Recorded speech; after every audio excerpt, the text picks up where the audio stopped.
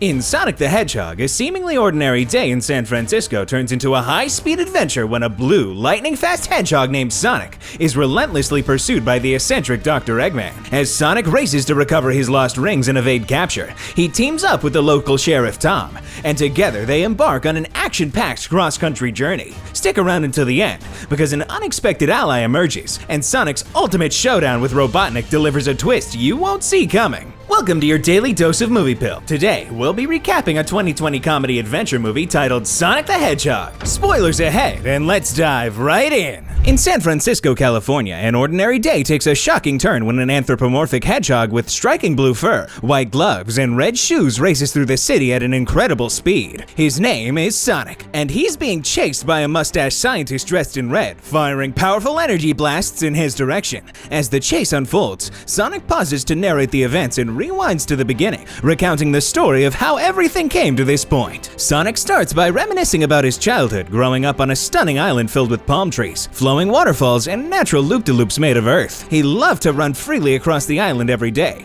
making full use of his extraordinary speed and powers. Although he was always told to keep them a secret, little Sonic, joyful and carefree, rushes back to his home, a treehouse nestled in the forest, where his loving surrogate mother, Longclaw, an owl, rests. Playfully, he bumps into her to wake her up, but Longclaw, although affectionate, warns Sonic that he may have been noticed because of the unique powers he possesses. May have been noticed? Bro is blurred when running and also has a blue glow. I think everyone noticed him. Her fears come true when, as Sonic presents her with a sunflower, they are suddenly ambushed by a tribe of echidna archers. Longclaw grabs Sonic and attempts to escape by flying away, but one of the echidnas manages to hit her with an arrow, causing them both to fall to the ground. Sonic clings to her as they crash. Despite being injured, Longclaw tells Sonic to protect himself and his powers by fleeing to a safe world. Using a golden ring, she opens a portal to another world, a distant planet called Earth. She gives Sonic the rest of her rings, packed into a small bag, and insists he leaves to ensure his safety. Reluctantly, Sonic runs through the portal as Longclaw stays behind to fend off the echidnas. Just before Sonic can turn back to help her, the portal closes, leaving Sonic stranded on Earth, heartbroken and alone. 10 years later, Sonic is adapted to his new life on Earth, living in secret in the peaceful town of Green Hill, Montana. There, local sheriff Tom Wachowski spends his days patrolling the town, often bored due to the lack of action. One day, while sitting at a speed trap, Tom's radar gun detects an impossibly fast figure zooming by, though he can't quite catch what it was. Unbeknownst to Tom, it was Sonic, who loves to mess with him for fun. Tom, curious about the fast blur, investigates and finds one of Sonic's quills lying in the grass. Just then, Tom's deputy Wade calls him away to deal with a minor issue, leaving Tom with more questions than answers. Maybe he could try to catch the fastest hedgehog ever. I'm sure that would be fun for him. Meanwhile, Sonic continues his carefree lifestyle, running through the countryside and even rescuing a turtle from a speeding car. After a wild ride with the grateful reptile, Sonic zips back to his hidden cave, which serves as his makeshift home. Though isolated, Sonic enjoys collecting discarded items and using them to create a safe, comfortable space. Despite the precaution he takes in case he's ever discovered, Sonic feels like Green Hill is his true home and hopes to stay there forever. He frequently sneaks into town to observe its residents, developing secret attachments to many of them. His favorite is Tom, who he amusingly refers to as Donut Lord because of Tom's love for donuts. He also fondly refers to Tom's wife Maddie as Pretzel Lady for her impressive yoga skills. Additionally, Sonic enjoys playfully teasing Crazy Carl, the eccentric local who is convinced of Sonic's existence, though no one else believes him. Despite the fun he has and the comfort he's built for himself, Sonic is deeply lonely. He spends his days in isolation, merely watching the people of Green Hill from a distance. Every night, Sonic secretly hangs around Tom and Maddie's house, especially during movie night, wishing he could be a part of their lives. But he knows that staying hidden is essential, as revealing himself would put him at risk. One night, Tom returns home to find raccoons rummaging through his trash, and after cleaning up the mess, he and Maddie discuss a letter Tom received earlier, his long-awaited acceptance into the San Francisco Police Department. The couple faces the tough decision of moving away from Green Hill to further Tom's career. Later that night, Sonic watches a local youth baseball game from afar, and once the field empties, he plays a solo game by himself, using his incredible speed to take on the roles of all the players. He executes the perfect play and cheers for himself, but his joy is short-lived. When he looks around, he's reminded that he's completely alone with no one to share the moment. I feel so bad for him. I would have been his friend if I could. Overcome with sadness and loneliness, Sonic starts running around the field in a desperate attempt to release his frustration. In his emotional state, he unknowingly generates an immense amount of energy, causing a massive electromagnetic pulse that knocks out power across the entire Pacific Northwest. The sudden blackout alarms the authorities, and news of the incident quickly reaches the Pentagon. Confounded by the mysterious event, the Department of Defense calls upon Dr. Robotnik, an egotistical but brilliant scientist, to investigate. Robotnik arrives at the baseball field with his assistant, Agent Stone, and a team of military personnel. Using his advanced egg-shaped drones, Robotnik scans the area and soon discovers one of Sonic's footprints, though his computer fails to match with any known species on Earth. Meanwhile, realizing the danger he's in, Sonic rushes back to his cave to gather his belongings, preparing to flee Earth entirely using his rings. However, just as he's about to leave, Robotnik's drones close in on his location. At the same time, Tom speaks with Maddie, who's gone to San Francisco to visit her sister Rachel and niece JoJo. While on the phone, Tom hears a commotion outside and, thinking the raccoons have returned, grabs a tranquilizer gun to investigate. Inside his shed, Sonic prepares to use a ring to escape,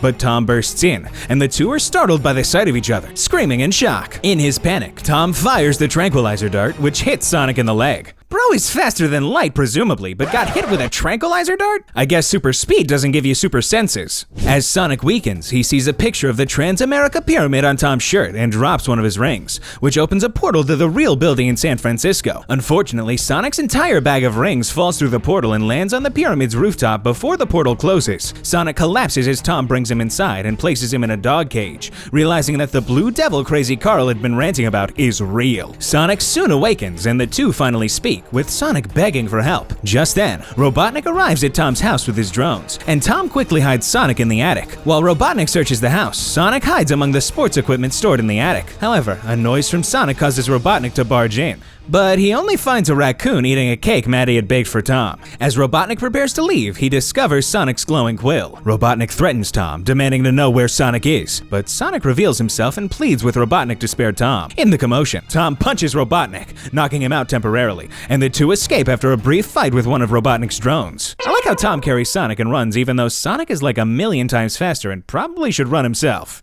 As Tom and Sonic go on the run, Tom presses Sonic for answers. Sonic explains that he needs to retrieve his lost rings from San Francisco in order to leave Earth safely. At first, Tom suggests Sonic go on his own, but Sonic, unfamiliar with the geography, ends up running into the Pacific Ocean when he tries to follow Tom's vague directions to head west. Cold and frustrated, Sonic, wearing a fish and covered in seaweed, returns to Tom, reluctantly realizing he needs his help to get to San Francisco. Together, they set off on a dangerous journey, with Robotnik hot on their trail. Sonic blames Tom for his predicament, believing he can't reach his goal without help. Begrudgingly, Tom agrees to accompany Sonic to San Francisco. As they embark on their journey, Sonic treats it like a fun road trip, marveling at attractions like the world's largest rubber band ball. Later that evening, they stop in a small town. Tom tells Sonic to stay in the car while he uses a payphone to contact Wade. Wade informs him that Robotnik and his agents are searching for Tom and are currently at the police station. Furious about being punched by Tom, Robotnik warns him that he's coming after him. Dr. Robotnik is like the world's sorest loser. He'll chase them just because of a punch, and also for Sonic's powers. Meanwhile, Sonic struggles to contain his excitement as he spots a lively biker bar nearby. Eventually, he gives in and sneaks out of the car. When Tom returns with his food, he finds Sonic gone and tracks him to the bar. Sonic convinces Tom to stay and have some fun together. During their time in the bar, Sonic creates a bucket list of activities he wants to experience on Earth. However, he becomes disheartened when he realizes he may never be able to complete it, as he'll soon need to leave Earth. Tom reassures Sonic that he can check off many items on the list where they are, and the two enjoy the bar's activities for a while. Unfortunately, trouble arises when a group of rough-looking punks target Sonic,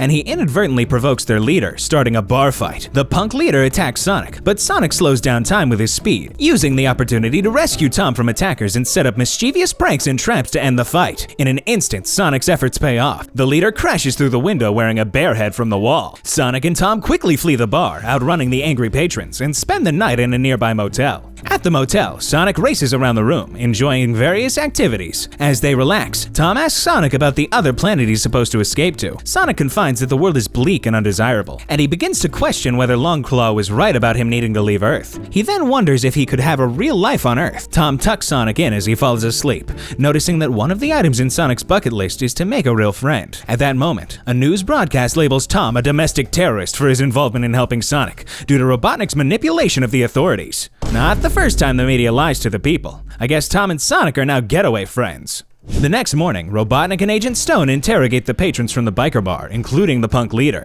Learning that Tom and Sonic are headed to San Francisco, Robotnik then tracks their location and sets off in pursuit. On the road, Sonic and Tom chat about what Tom would like to include on his bucket list. Tom shares his dream of leaving Green Hills to become a police officer in San Francisco, hoping to prove himself as a hero. Sonic is puzzled that Tom would want to leave such a peaceful town and the people he cares about. Robotnik catches up with them, unleashing a powerful machine called Mayhem to stop them. A high-speed battle ensues, with Tom and Sonic fending off various phases of the machine, although their car sustains heavy damage. During the fight, Sonic ends up with a bomb stuck to his hand. They pull over to deal with it, and just as Sonic manages to remove the bomb, it explodes, leaving him unconscious. Tom is relieved when he finds Sonic still alive, though Robotnik is infuriated and lashes out at Stone for sympathizing with their adversaries. However, at that moment, Robotnik notices that the quill in Stone's pocket is glowing with electric blue energy. When they finally reach San Francisco, Tom hurries to Maddie's sister Rachel's house. Rachel, having seen the news reports labeling Tom as a terrorist, angrily refuses to let him in. Maddie steps in to intervene as Tom's dog, Ozzy, greets him. As Rachel and Maddie argue, Ozzy pulls the towel off of Tom's bundle, revealing Sonic to Rachel, who faints in shock. Meanwhile, Robotnik analyzes Sonic's quill and discovers that it holds unlimited energy. While amusing himself with a dance, he's startled when Agent Stone suddenly appears with a latte. The analysis confirms Robotnik's suspicion that the quill's immense energy could power his machines to reach their maximum potential. You can always count on people's greed for power leading them to their goal. And of course, he drinks a latte. Everyone knows cappuccinos are better. Back at Rachel's house, Tom and Maddie tend to the injured Sonic, while Rachel, still reeling from shock, is tied to a chair. Maddie uses smelling salts to wake Sonic, who zips around the room at lightning speed, coming to terms with his surroundings. Excitedly, Sonic greets Maddie, whom he affectionately calls Pretzel Lady, overjoyed to see her in person again. Maddie, visibly shaken, asks Tom who Sonic is and what's going on, leading Tom to explain their adventures in Sonic's mission to reach the Transamerica Pyramid. Jojo brings Sonic a new pair of bright red shoes that he immediately adores. Sonic also meets Ozzy, Tom's dog, and while he feels a hint of jealousy, he can't help but enjoy the affectionate face licking from the dog. With time running out, Tom and Maddie, much to Rachel's anger, borrow her car to drive Sonic to San Francisco. When they arrive at the Transamerica Pyramid, Tom uses a fake excuse about rescuing a jumper to gain permission to get to the roof. They carry Sonic inside a duffel bag, raising concerns about the bystanders who think they're kidnapping a child. Eventually, the trio reaches the rooftop, and Sonic finally retrieves his lost bag of rings. However, their moment is interrupted when Robotnik's drones surround them, and Robotnik himself arrives in a flying vehicle. After some tense words between Tom and Robotnik, Sonic mocks the villain by calling him Eggman,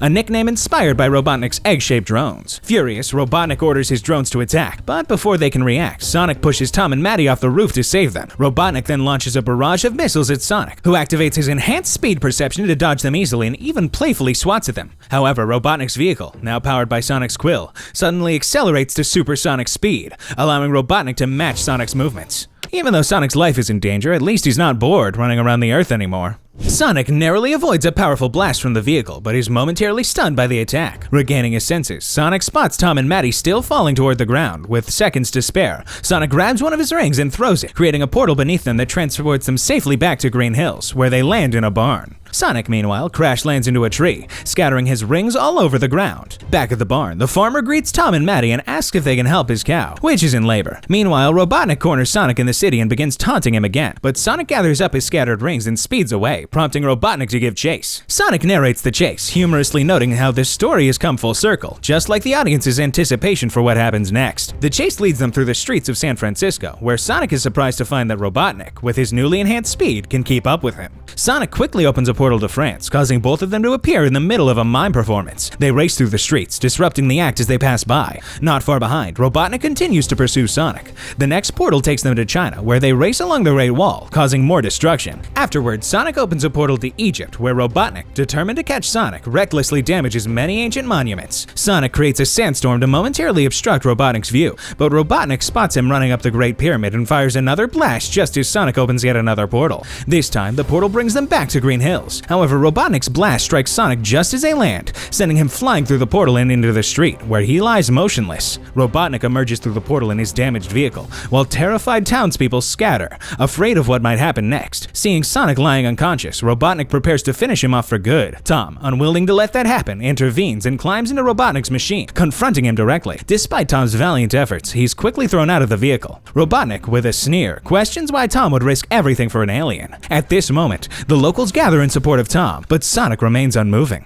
Robotnik coldly suggests preserving Sonic's body by freezing him, mocking the idea of an alien ever fitting in. Tom, undeterred, tells Robotnik that Sonic understood more about being human than Robotnik ever did, calling Sonic his friend. Hearing this, Sonic begins to stir, his body glowing with energy. Revitalized by Tom's words, Sonic stands up, brimming with newfound power. He boldly declares that he will no longer run, and that this time, he will stand and fight to protect his friends. Robotnik, now fully prepared for battle, lowers his goggles and launches a fresh barrage of missiles. I guess Sonic learns that the power of friendship is the strongest power, and Robotnik will soon learn that as well.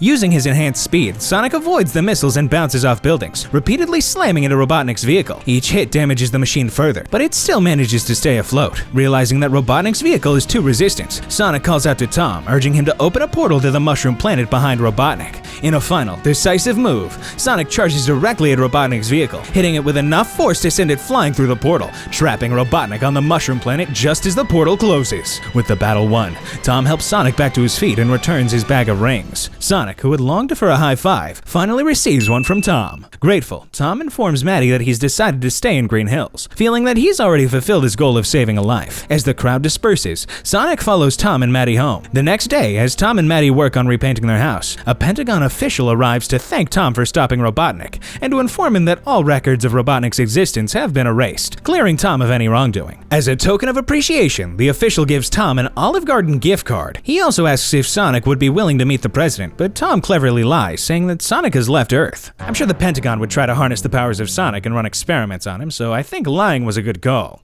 After the official leaves, Sonic excitedly suggests watching a movie together, but Maddie and Tom have other plans. They tell Sonic it's time to go back to his cave, but instead of sending him away, they reveal that they've transformed their attic into a cozy bedroom for Sonic. Overwhelmed with joy, Sonic runs around the room, thrilled to have a real home for the first time. He thanks Tom and Maddie for their kindness and finally feels like he belongs. Meanwhile, on the mushroom planet, Robotnik has descended into madness. Now completely bald, with an exaggerated mustache, he talks to a rock he's carved to resemble his former assistant, Agent Stone. He hurls the rock, pretending it's scanning the area, and muses on his survival in such a hostile environment. Holding Sonic's quill, Robotnik confidently declares that he'll return to Earth by Christmas. Pulling down his goggles, he marches robotically through the barren landscape, hurling the rock again and laughing maniacally. I think we're gonna see this guy again. I'm looking forward to seeing how he'll manage to return to Earth. In a mid-credits scene, the camera pans over a forested area where the leaves begin to stir. Suddenly, a portal opens, and a young orange fox with two tails emerges. Using a handheld device, the fox detects energy rating, hoping that will lead him to Sonic. Determined not to be too late, the fox, identified his tails, uses his twin tails to fly off into the vast forest, setting on a mission to find Sonic. In Sonic the Hedgehog, friendship and courage to embrace one's true self shine through as Sonic learns the value of connection and belonging in a world that can feel lonely. But let's be real, who needs a quiet life when you can have high-speed chases and a villain with a serious egg-shaped drone obsession? I rate this movie a 7 out of 10. What do you think? Looks like this movie pill is starting to wear off. But don't worry, there's always more where that came from. Tap here to keep the effects going with this next movie, because who can stop at just one? And while you're at it, don't forget to like and subscribe, because your next movie dose is just a click away.